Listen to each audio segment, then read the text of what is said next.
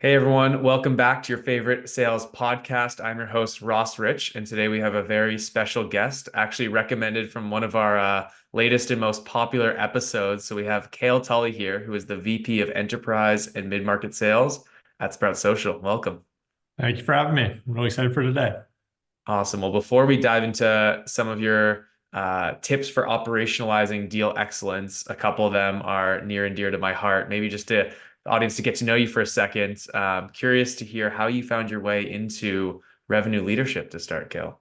Yeah, I appreciate that. So I was very lucky in 2006. I was told to check out a company called Salesforce. And for the next 11 years, I got to go on this amazing ride where the company just experienced incredible growth, and that growth created a lot of opportunity for me and many others like me. In 2012, Salesforce decided to build out an office in Chicago. I'm a Canadian. I was living in Toronto at the time, and I was an individual contributor, and an individual that I had worked with for quite a while at Salesforce. His name's Tony Rodoni.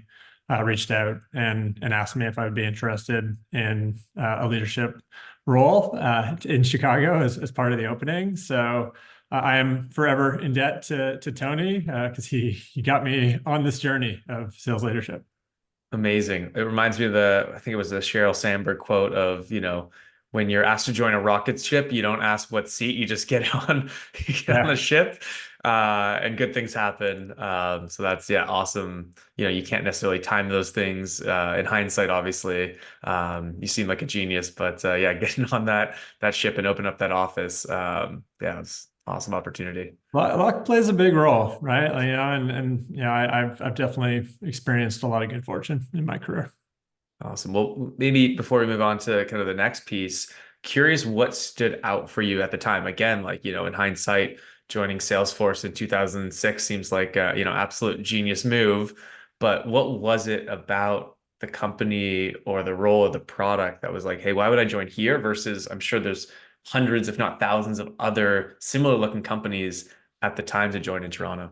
For me, it was the people, right? Like I think back to that moment in time. I was just every day so impressed with the quality of people that I was working with.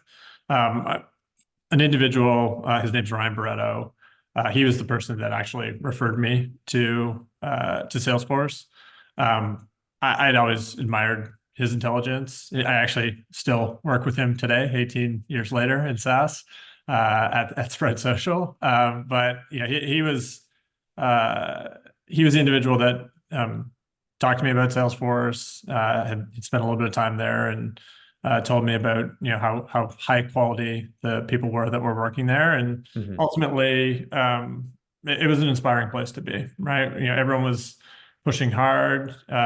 You were creating a category. At that time, it wasn't even called cloud computing. We were talking in terms of software as a service. It was an educational sale, and there was just a tremendous premium on learning, Hmm. and I yeah, it was a special place to be at that moment in time.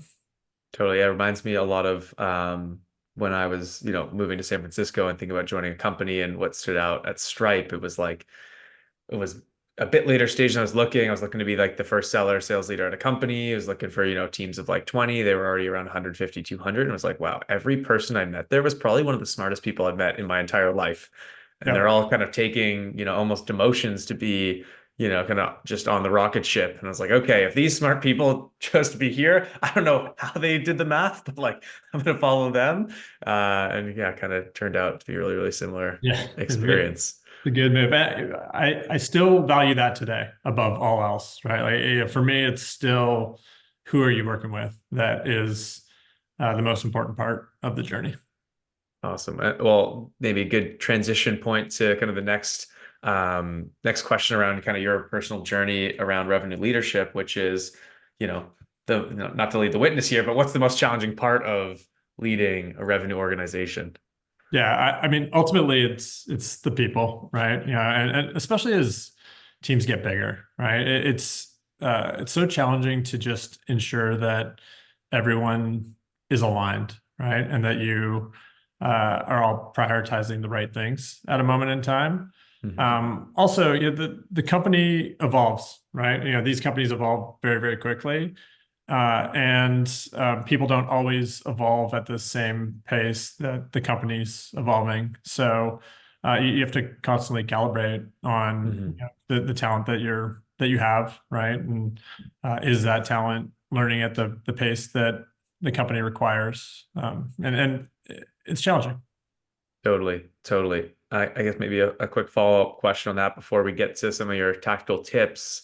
Um, how do you think about, especially you're talking about alignment across not probably not just the sales team, but kind of the whole revenue organization, probably as well as product. How do you think about kind of setting your standards as the leader, as the VP of, mid-market and enterprise sales, and making sure that's not just communicated, but actually like in practice executed Yeah. across, the frontline seller in every conversation they're having, all the way up to, I'm sure, multiple layers of management. So yeah, how do you think about making sure that, your vision for how reps are showing up in the field, kind of goes It's a great turns into question. fruition? Yeah. And it's a timely question. We've actually been talking a lot about it at Sprout. I think that this was an area of genius for Salesforce in general, right? I think Mark Benioff used this Hmm. Me2Mom framework that just created alignment across the entire company in terms of like what matters the most, right? How do you stack rank areas of importance? So, it's a framework that I've used throughout my career. There's other frameworks that work really well as well, but it's a framework that I believe in. But it's so important that the leadership team is creating clarity for frontline leaders and AEs. The frontline leadership role is it's the engine of the company, right? Like The this hardest. Yeah. the hardest role, and it's the engine of the company. And you got to ensure that there's strong alignment at that level. So we actually just went through an exercise at the beginning of February where we clearly stated the priorities, the top three priorities for Q1, right? And they're very likely going to be the top three priorities for the entire year. But we've kind of anchored to like that we're going to stay the course on making sure Mhm. that we are focusing our energy and our efforts in these three areas for the first quarter. Totally. So you look at it sounding like, and this is something I've been learning, not kind of going up the ranks myself as, seller, frontline manager, director, VP, and kind of going a different route, with starting a court after being a seller for years. Um, I think folks look at that frontline management position as like the lever from leadership to disseminate those, top three priorities and make it happen. But I find a lot of the time they're just pulled in so many directions. They're pulled from like the deals that are in front of them to make the month or the quarter, the personal stuff, across the like now like sometimes 10 or 12 reps when maybe it was 5 or 6 before. And then the stuff that like Cale and team is saying, hey, these are the strategic priorities. Like, how do you help um, support your frontline managers and think about, kind of the key role that they play in the organization? So I think the last point you made there is important, right? Like it is so easy to bury people in priorities, right? Or Yeah. like create thrash in your organization where you're just asking people to do more and more and more. So I think it starts with making sure that you're listening to the frontline leaders, right? Like how are they feeling? How are the people on their team feeling? Mhm. As it relates to messaging that we're driving, as a senior leadership team across the company. We get a lot of insight from the frontline leaders and ultimately, how they are feeling at a moment in time, and we definitely calibrate priorities based off of those insights. They're the that is the role that understands how the company is performing on a day-to-day basis, right? Like they are the closest to the voice of the customer, right? They are the closest to the impact of these top-down initiatives. So, just making sure that we are constantly learning from that group is so important to us. Totally. Yeah. We were talking about John McMahon's book, The Qualified Sales Leader, before, and, kind of reminds me of just yeah, that's the reality of the market, and that's kind of should be the focus of the business at the end of the day. Yeah. Um, Awesome. Well, maybe, yeah, shifting gears to, what we like to talk about on 10 out of 10 GTM, which is, kind of what we were talking about, which is maybe not brand new things, but helpful reminders around the most important stuff when it comes to, getting deals done and hitting revenue goals in the year. So yeah, maybe I'll do a quick intro of the three and we can kind of start tops down. But yeah, the first one, do we actually understand why buyers are buying and talking to us? I think it's a great one. We'll spend some time, digging into that. Number two, think about deal momentum and Yeah. frequency of communication in key deals. And then three, maybe a more meta point, how do we think about kind of the reality of deals and think about risk, especially in this market where it's harder than ever to get customers to spend a dollar?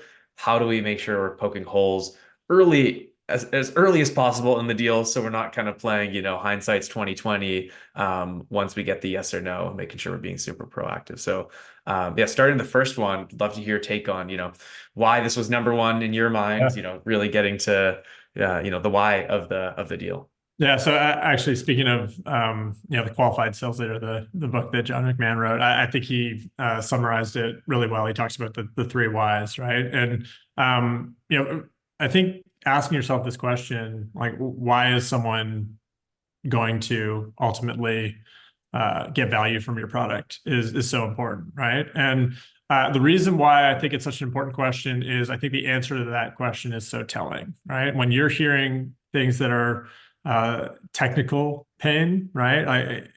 It's a red flag, right? Like, if the why is not tied to business outcomes, you have to question whether or not you're going to be able to create enough value to actually get the sale over the line, right? Mhm. And then I think it's so important, like within that same bucket, to identify how your company is uniquely qualified to bring value to the prospect that you're trying to sell to, right? And how you differentiate against your competitive set.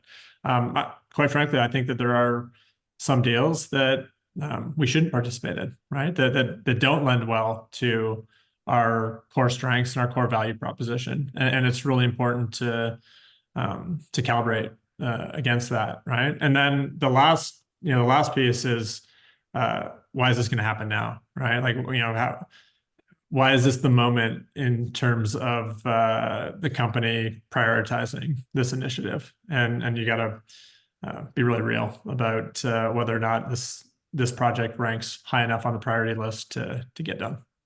So, and how much do you think all of those kind of whys tie back to the reality of the company you're selling to, or the skill of the seller to actually get to the whys? Yeah, Because I'm thinking about your first point of like, hey, we're hearing a lot of features.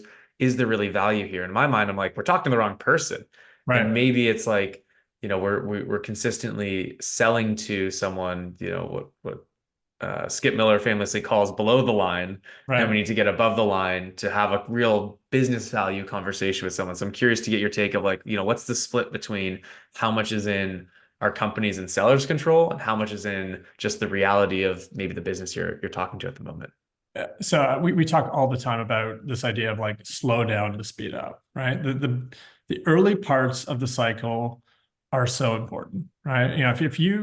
If you qualify properly, if you do detailed discovery, if you spend time up front understanding the organization, it makes everything else in the cycle easier, right? Hmm. So I'm such a believer in making sure that we are very deliberate, in the early stages of the cycle, because I think essentially you're building your map for how the deal gets done, and that's where the skill of the seller really comes into play.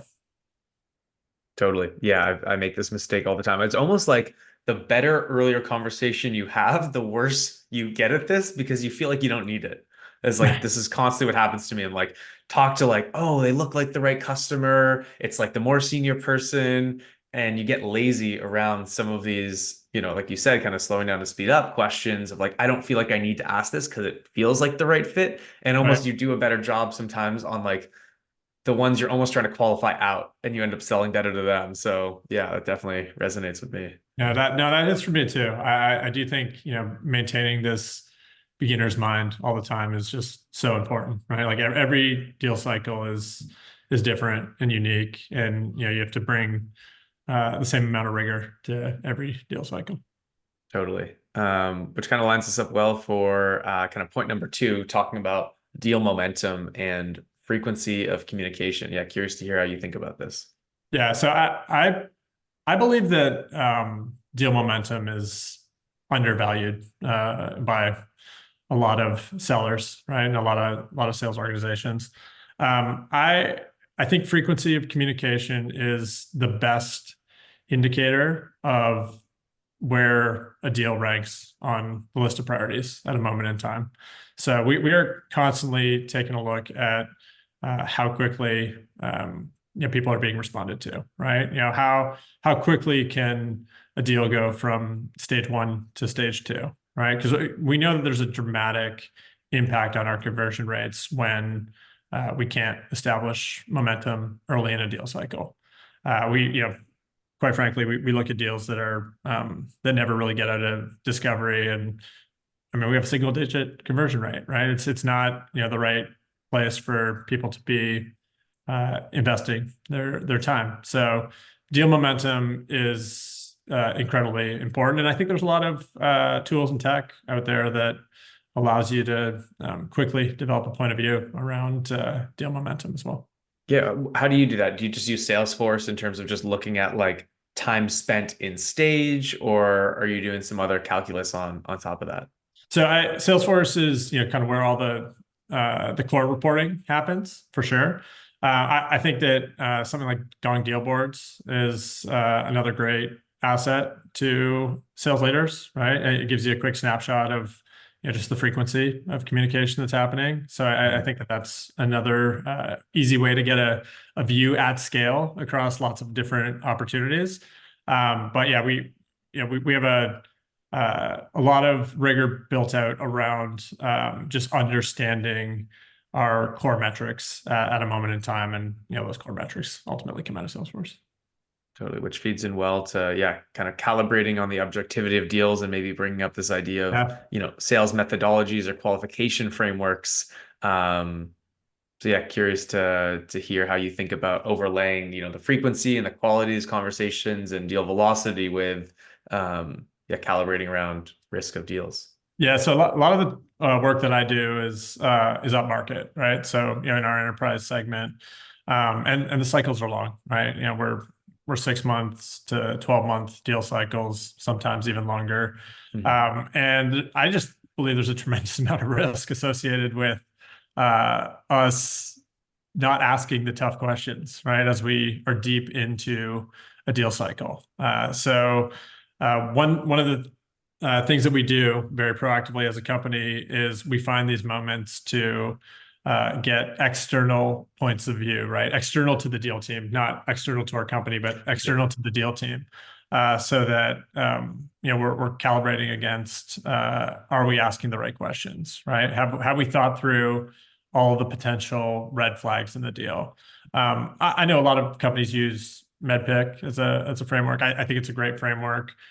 We use a version of that that's a little bit more focused on our buyer and our process and our value proposition. Do you have an But acronym for it? we don't have an acronym for it. It's like we probably should develop an acronym for it so that people You can make can it famous. remember it a little bit easier internally. But it's questions, right? It's questions and concepts that we're constantly reviewing in each deal cycle. Another thing that we do internally that I think has been a solid unlock for us over the last couple of years. We primarily sell to a marketing persona at Sprout Social, and we've got great marketers at our own company, right? That are constantly in Mm. a position where they're buying technology. So often we go to that team and we get their insight, right? And we try to understand, if we're telling the right story, or if the story that we're telling would resonate with someone in their position. Yeah, I love that. Using, yeah, your own buyer personas internally. It's like a cheat code. And I find, yeah, a lot of people don't do this. Maybe you sell the finance and you don't have your CFO involved, or yeah, you're Right. selling to marketers and you're not thinking about how you're going to show up with them and what their priorities are. You're probably going to be pretty aligned there. Well, just maybe before we roll off this last question, I'm be curious because, even with MedPick, like one of my biggest learnings from switching from an AE to building a cord where we're trying to help people build like more repeatability and consistency with how they're executing is it feels like when I talk to frontline managers and reps, like everything feels overwhelming from what's coming tops down. And like even breaking down MedPick, I'm like, people can only really focus on like one, two, maybe three things at a time. And already there we have across multiple deals, if you're in the mid market or upper mid, to think about each piece of those acronyms across multiple deals Right. and your pipe generation and your late stage deals and your handoffs to CS. Like what if you were to break down maybe like the top, let's say two aspects of a deal to think about, like if your reps were to only focus on like think about these two things on every single deal, what Yeah. do you think those would be kind of time best spent being proactive around? Yeah. So really good call out. One of the geniuses of something like MedPick in my mind is that it creates consistency around the types of questions that you're asking about deals, right? Mhm. And people start to understand what to expect, right? Like what questions am I going to be asked related Mhm. to the health of my pipeline? So I think that's really important. I it kind of goes back to what we talked about earlier, but this idea of like, how does what we sell connect back The to why. these Yeah, priorities, right? And outcomes, right? Like the outcomes that the company or the prospect is trying to accomplish at a moment in time. Like, do we have a story to tell related to the outcomes that they care about? And if that's not present, that's a big red flag, in my opinion. totally. Yeah, I always like thinking about like if I were to send, an email update to the CEO or whoever it is or the board, like would they bat an eye? Would they be like, Right, okay, cool, like we're spending on that? Like I don't get it. Or would they be like, yeah, that plugs into what we need to get right in right. 2024 to be successful? I think the other thing too is, and we talked about this earlier, but if you're being single threaded in a cycle is just so dangerous, right? Because uh, if it's one person's priority, it's probably not going to get done, right? And the best deal cycles that I participate in, we've got a lot of stakeholders that we're consistently talking to. We're consuming information from different levels. There's a willingness for the executive team or the leadership team to participate in the deal cycle. So, also like who you're talking to along the way uh, is really important and a strong indicator of whether or not you could get to a successful outcome. Totally. Yeah. If you can get their time, it's like pretty validating.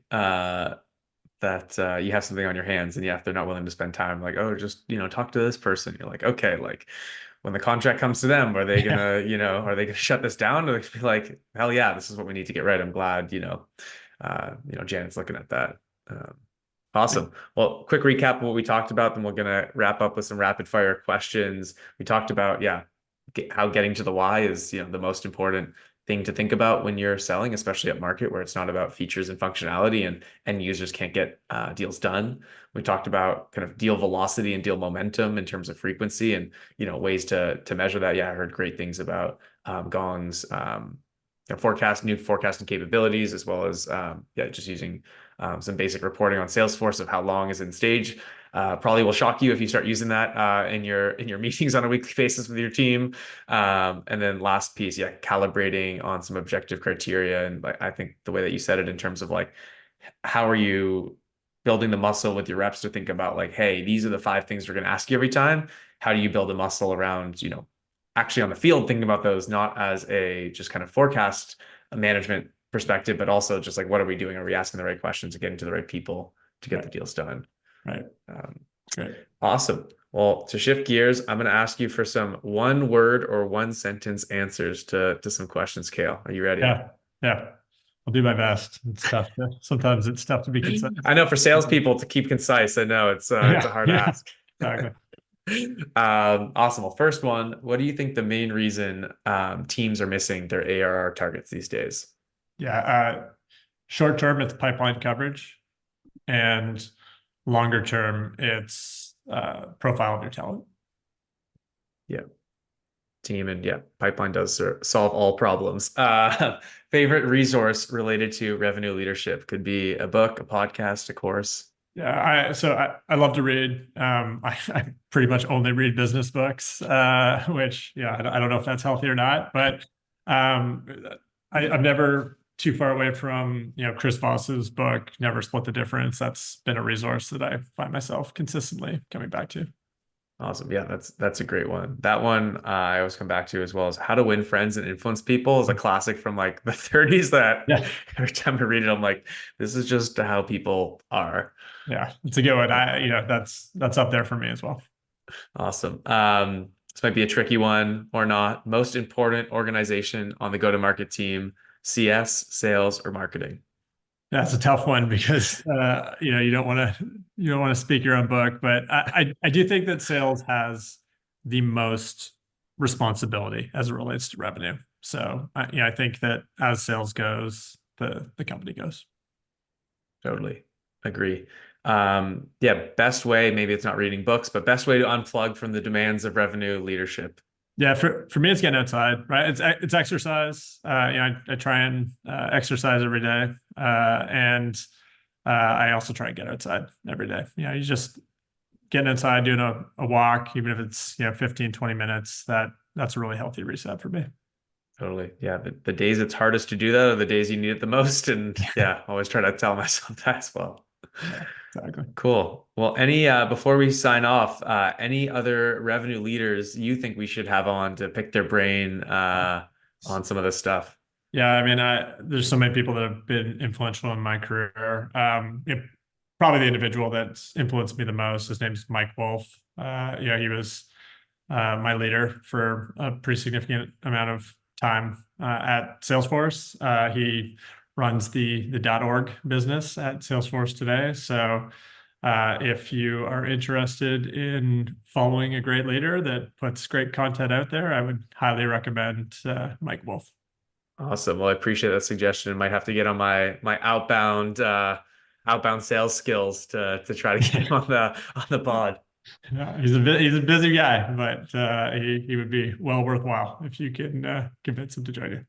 Awesome, man. Well, thanks so much, Cale, for taking time out of the busy schedule to share, with the community, some things to hopefully bring back to their teams. Thank you for the opportunity. Appreciate it. It's been fun, Awesome. Ross. All right, thanks, Cale. Thank you, man. Bye for now.